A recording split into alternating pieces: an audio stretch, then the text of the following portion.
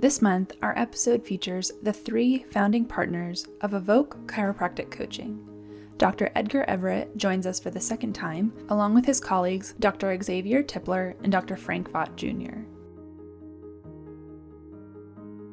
Evoke is an organization dedicated to assisting minority chiropractors in improving their businesses and setting them up for a successful career.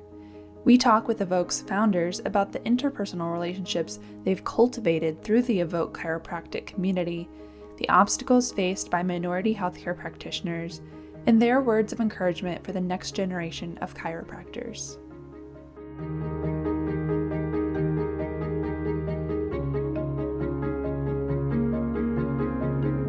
So I'm excited to start today to talk to the founders of Evoke, and I'm just going to have each of them introduce themselves and say how they got involved with chiropractic. We will start with Dr. Everett. He's been on our show before, and then we'll go to the 2 partners. All right. Hey, guys. How's everybody doing? I'm Dr. Edgar Everett, practicing in St. Louis with my partner, Dr. Xavier Tipler, who you'll meet in a second. We've been in practice for almost 14 years, I believe, at this point. And a lot of what we do and a lot of what we try to do is make sure that an underserved community is receiving not only chiropractic care, but of course chiropractic care, but not only chiropractic care, but also the education and information that they need to arm themselves in order to be as healthy as possible. So a lot of our time and a lot of our energy is spent on those kind of things. So we really pride ourselves in, the way that we serve our community. Awesome. Dr. Tipler, do you want to say a little bit about who you are and how you got involved in chiropractic and how you're serving your community? Oh, yeah. So, hi, everyone. My name is Dr. Xavier Tipler, and as Dr. Everett stated, I've been in practice. We've been in partnership in practice for about 13, going on 14 years. And honestly, what got me into chiropractic was, I think kind of the same story as most chiropractors that I've talked to. An injury playing sports in undergraduate school, playing basketball, ended up really injuring my back, and I went through kind of all the things that they do with physical therapy and the orthopedic doctors and injections, pain pills, things of that nature, and just didn't feel like that was something that was helping me or something that was going to be of benefit to me.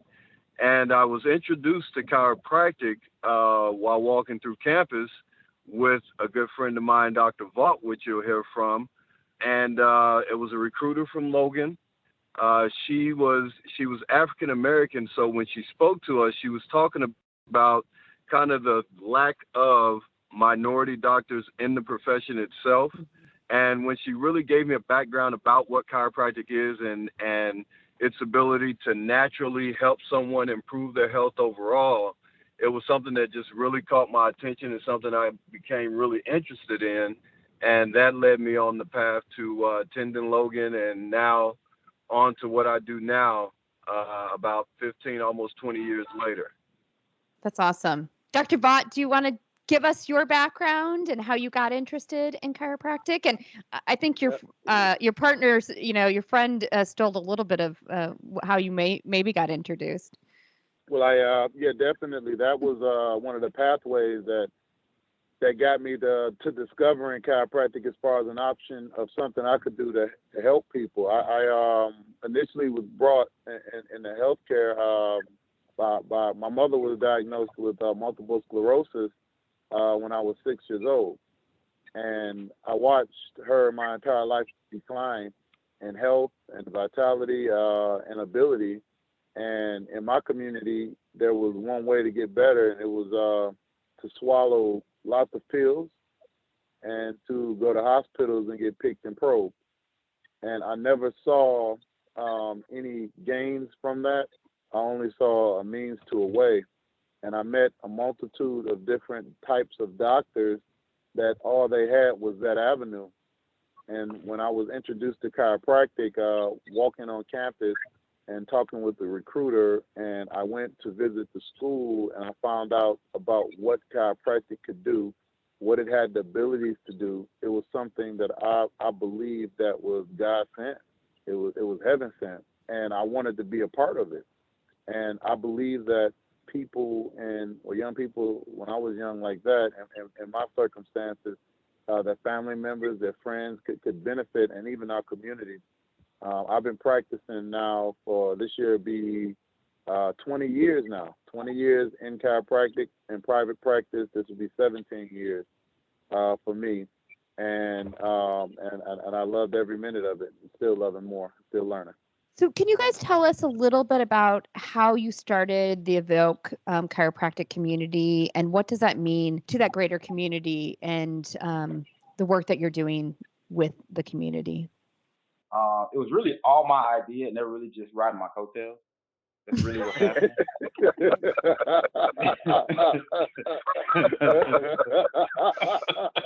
We do have the ability to edit everything out. I think we'll keep that. You need to keep the truth in. Keep the truth in. We want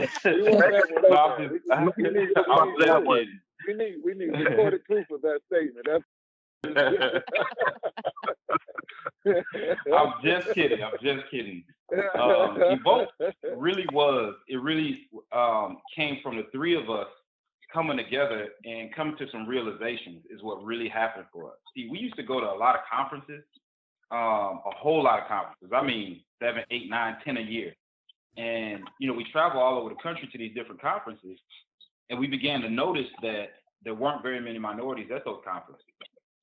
We had a coach, and who's a very, very good coach, Dr. Rob Schiffman, and we noticed that there weren't a lot of minorities getting coached. So what we found as we talked to our brothers and sisters in chiropractic, is what we found is that, African-American chiropractors were failing at a much higher rate. And we realized that the reason we were able to grow good practices and really serve our communities at a high level was because we got the help that we needed. We got the help, we got the assistance, we got the know-how, access to some of the resources that we needed. And when we put all those things together, we were able to grow, good practices. But African Americans as a whole really weren't using those resources.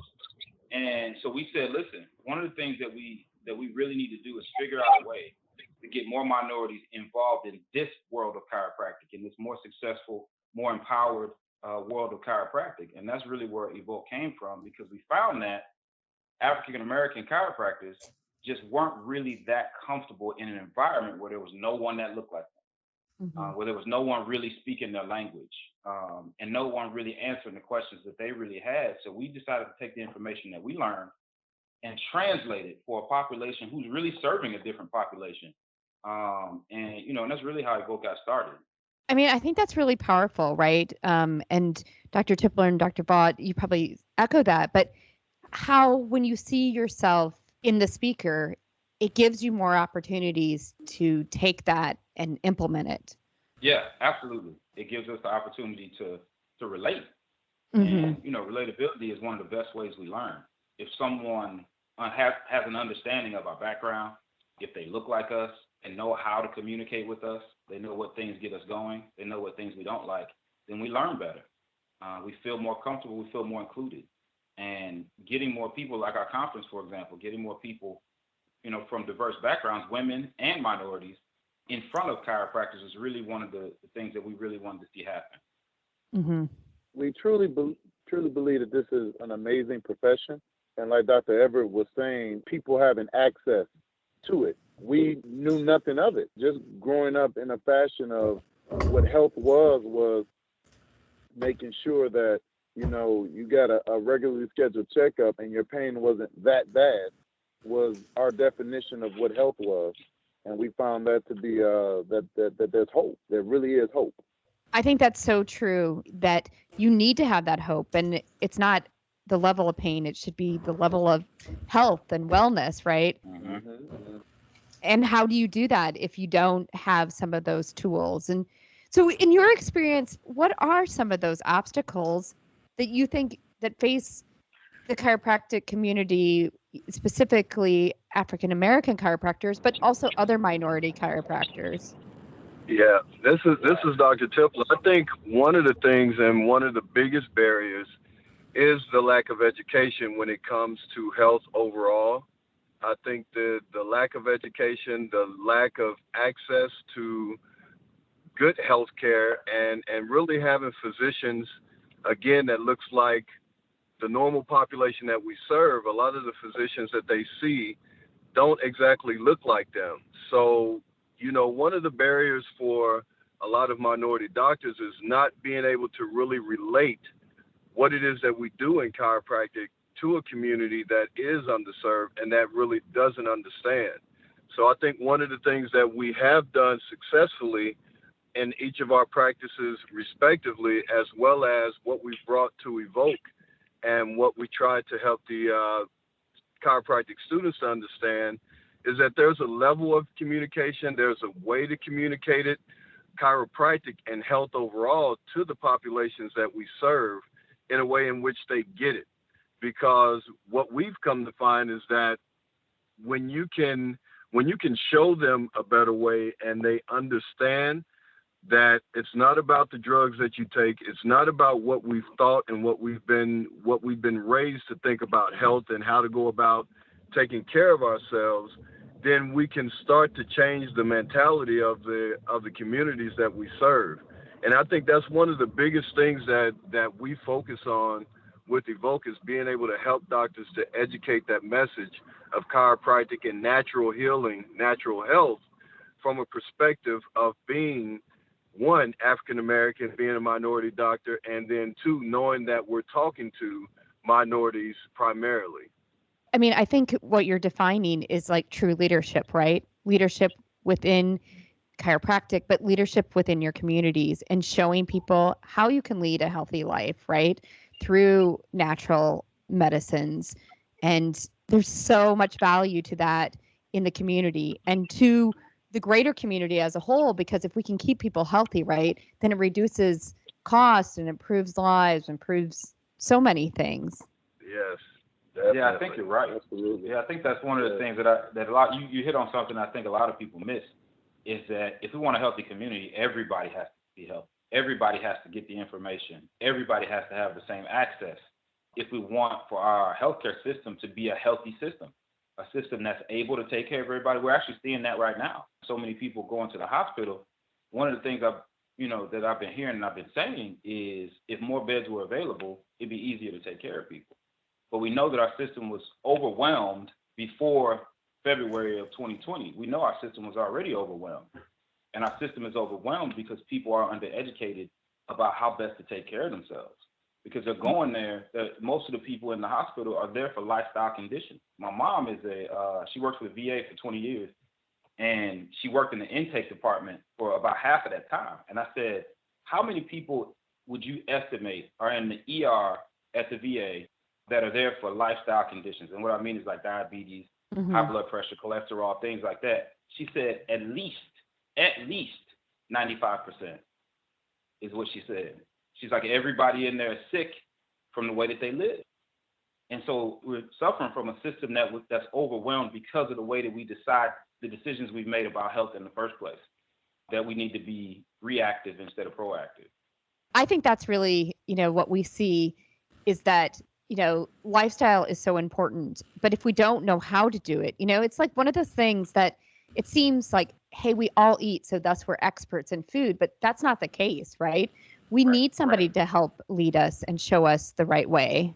And on that point, I think far too often when people feel they don't need somebody and they rely on the information that they see on the news or from their friends, I think that's another aspect where, as with anything else, there's always this misinformation or misinterpretation of information.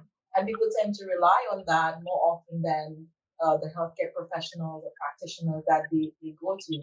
And that's something that we have seen a lot of in 2020. But it's been there for a while, when as a food scientist, people, the products and people not understanding really what ingredients are and how they can help them. Because for marketing purposes, a lot of companies put different information out there and it can be very confusing and chaotic for the average consumer. And it's like, you need a degree to be able to decipher some of those things. And I think a lot of the times people tend to fall into that and think they're having all of this information and they're not really able to go through it effectively and think that they know what they're doing, what they're supposed to be doing. Yeah, I think that's definitely true, right? That's I mean, you just described Diet Coke. It's basically what because people think that when they're drinking Diet Coke that they're doing something better for themselves. Correct. But there's a lot of misinformation about nutrition. There's a lot of misinformation about health and how to take care of ourselves. And I think we all on this call understand that that's deliberate. But how do we combat that? And I think that the things that you guys are doing and the things that we try to do are how we combat that. Podcasts and coaching and getting information out to counteract. It's about helping to arm other chiropractors to be able to educate people that they serve. I know you guys had your first annual Evoke Conference in October. Can you tell us what goals you were looking to achieve and what did your participants get out of it? And what do you hope to have them take back to their practice and to their communities? The goal we were trying to reach as far as with our conference is really creating that place of oneness in chiropractic and also the reach of chiropractic. Oftentimes, when you feel as if there's something that was designed and it wasn't for you, it's more so closed off and there's a ceiling on it. And what we wanted to do was blow the ceiling off of it so we could be a part of the change in the world. When we started chiropractic school, 9 to 10% of the profession of the world was getting chiropractic, and 20 years later, it's 6 to 7%. And we saw the power of chiropractic in our community, and we believe that we can increase that percentage by bringing it to minorities and people that don't have the access, as well as training doctors how to communicate to these communities and give them the answers and the help that they need in areas that are disparate in health. So we wanted to also create a network to where these doctors, if they had needs or if they were alone, because oftentimes being a chiropractor, you're out here all alone after chiropractic school. There aren't, you don't have the commercials, you don't have the billboards, you don't have people on the streets talking about, and even your primary telling you that chiropractic is an answer or a solution to some of the trivial health problems that we have today. And we believe that we could open that door, be a part of opening the door so the floodgates could open, and we can change the world. That's really powerful information, that sense of belonging, that sense of being together. Did you feel that your participants left with that knowledge and that feeling that they aren't alone? Yes, definitely. I think one of the things that we realized as well was that, with 2020 and a lot of schools closing, a lot of the students lost that social contact with each other. So they, once where they were able to kind of get together and practice the art of chiropractic and just really talk about the philosophy of chiropractic, that was all kind of lost in translation due to everything that's going on right now. So to actually put that conference together and allow a chance for those students to once again come together, to talk with one another, to hear from some of the best doctors that we brought on the stage that looked like them, it really gave some relief to all of them. We heard a lot of students just really saying how much they needed that, how much refreshing it was. It was more motivation for them to really get back started into school and how they couldn't wait to get back into the classrooms.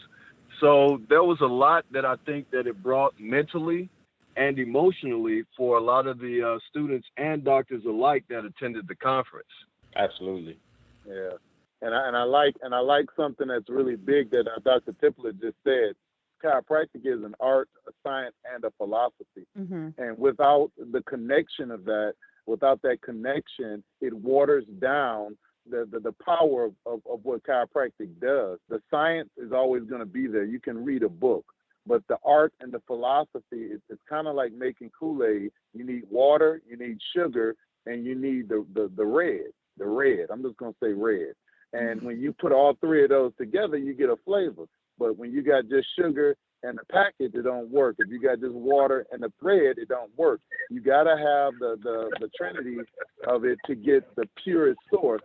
So when you drink, it's very palatable, and you have the desired result. I'm thirsty if you didn't know. So that's one of the best descriptions of the formula of success for chiropractic, because it's a recipe for success. There is a recipe for success, and what's happening is people are missing some of the ingredients. If that makes any sense. Yeah. It does. Did we mention that Dr. Vaught was from Detroit? Did we mention that? No, I don't think so. That's where those analogies come from. Those type of analogies come from would Detroit. really like that as a food scientist. She knows Right, that you have to have all of those things together. You make karma faint. You make karma faint.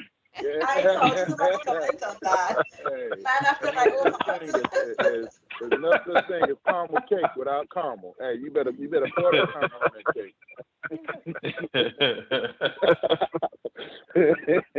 But Dr. Vaught is right. He's right. Like I feel like what we're doing is our mission, and it's what we were meant to do in chiropractic. We serve our communities and we serve in our offices. I like to think at a high level, and we take care of people.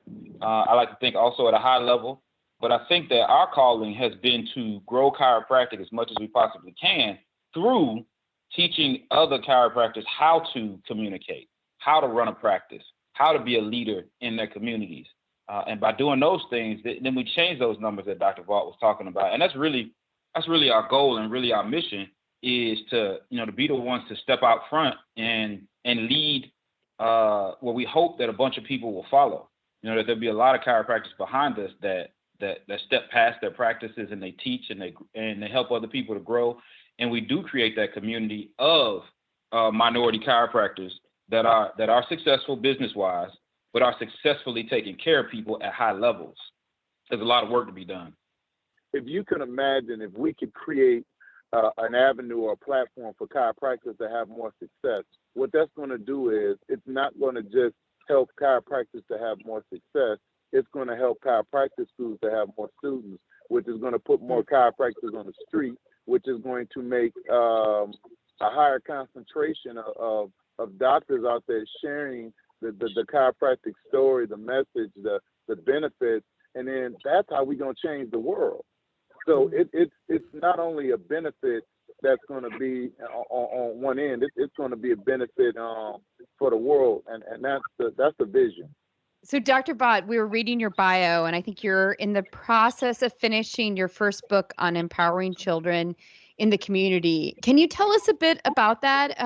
We were just also on another podcast we've done some work with a group in Milwaukee called Teens Go Greens, which is empowering children to look at nutrition and health and well-being. So can you tell us a little bit more about what your book is about? The book is called The 5P Process. It's called Achieve, the 5P Process.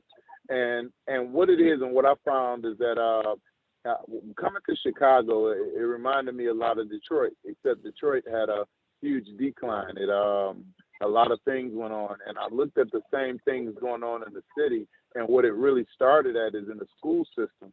And the moral and ethical standards of the things that people were learning and what they were being taught in their homes had begun to drop. And so I put together the 5P process, Achieve, to where these 5 P's that are actually, if executed properly, can help any child, woman, man to become pretty much invincible to any barrier, as far as turning every barrier into a breakthrough. And it can happen in any aspect of your life, and it's tools and keys that we utilize to coach and train, and what I utilize to live my life. And I believe that if I can inject these books and this knowledge and this know-how and just foundational moral and ethical standards that oftentimes children aren't taught growing up, that it could change and cause a shift in the trajectory of their success. Well, that sounds exciting. I think that will be really impactful to the community and children as a whole, and to the parents, right? Understanding those roles. Absolutely. But if we can support our young people, right, then it improves our whole community. There you go. Yes. There you go.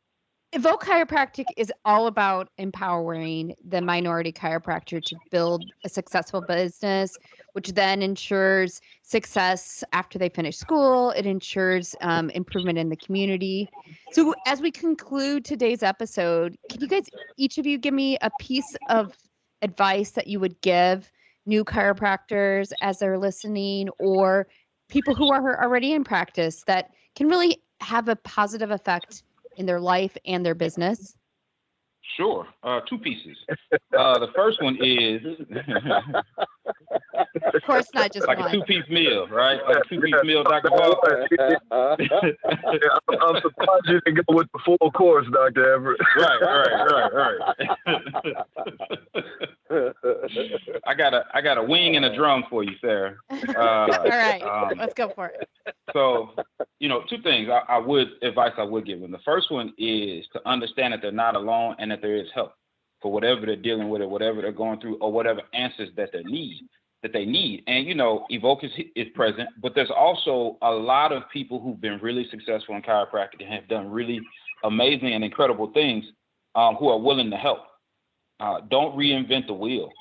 Don't try to make chiropractic something that's only in your vision, because chiropractic's been around a long time, and there's some principles and some philosophies that work really well in chiropractic, and make sure that you get access to those things before you go making a bunch of decisions about how you want chiropractic to look. That'd be my first piece of advice. The second piece of advice is stick with it, because chiropractic is work. Because remember, we're selling something that people don't even know that they want. So if you're selling something that people don't even know that they want, then it's a lot of uphill. It's a lot of uphill hiking to get to a point where you create a successful practice, where you're able to reach a community at a high level. It takes time. Dr. Tipler and I started in practice, and it was a couple of years before we got access to the right information that helped us to turn our practice around and had it going in a totally different direction than the direction that we were going in. Once we got that new information, once we got with the right people, then things began to change. But even at that point, it's still been a lot of work to create our ideal practice and to get the business portion of what we do to where we want it to be. We're still working at it, almost 14 years later. So, my other advice would be to just really take your time and stick with it. Mm-hmm. I think I'm going to piggyback off of Dr. Everett with, I have two pieces of advice. One, put God first. And I think my second one would be to, one, get to know who you are and develop a set of values. Because that value system that you carry, that anyone carries, is going to help them in the process of making decisions moving forward. I remember earlier in our career, Dr. Everett and I, we had some training, and one of the things that really stuck with me and that has really helped me in every aspect of my life moving from that point was the whole idea of having the doorman principle. So with this doorman principle, with you having a set of values, it helps you to really keep those things that may not cause you, that may not be good for you moving into business. And again, applying this to your entire life, if you have this doorman principle, then you have a set of values that you abide by, that you run your life through. And if anything that comes your way that doesn't fall in alignment with what your values are and who you are, then you can pass on those things. So it really helps to make decision making a lot easier. It helps to, with anything that you're doing, that you choose to do in life, it really helps in being led and directed by those values that you carry, so that you don't find yourself always in situations where you have to kind of fight and claw your way out or find another solution and things of that nature. So definitely putting God first and knowing who you are by having a set of values. And Dr. Vaught, what would be your words of advice? So funny that we all think the same. I'm going to go with, get a coach that's in alignment with where you see yourself and what you want for the future. Like Dr. Everett said, don't try to recreate the wheel. Chiropractic is simple at its best. Watch with this coach that you have, make sure that this person has a level of success that you aspire to. Oftentimes, what I'm seeing is people are starting off foundationally, going in, learning from a doc that doesn't have the level of success that they desire. And they think that they're going to have success based upon their ability to be able to go in and duplicate that. But if you're going to have success, you have to work with people that have tasted that success and can lead you. That way there is no recreating the wheel, it's just duplication. And one of the things that we did as a group is we found the most successful doctors in the profession, and we trained under those things that we taught concepts, systems, procedures, and we mastered those things in reference to our community and making sure that we're able to communicate it to that capacity. One thing that we live by is you can't stick your hand in a pot of glue and pull it out and not get some on you. So when you're around success, what it does is it breeds success, and their habits become your habits. You create the life that you want. So it's get a coach, a mentor that can help you on your chiropractic journey in the beginning, per why Evoke was created. So that's one thing that I would do. And tying even what my partner was saying, as far as having moral and ethics, having not recreating the wheel, getting some help. Well, thanks to all three of you. I mean, I think those are words you can live by and will be impactful to anyone who is starting in a new practice or trying to expand their practice or just trying to help their community as a whole. So I just want to thank each of you, Dr. Tipler, Dr. Everett, Dr. Vaught, for your time today and your support of your communities and support of chiropractic. Thank you. Thank you guys so much for allowing us to be on the call. We really appreciate it.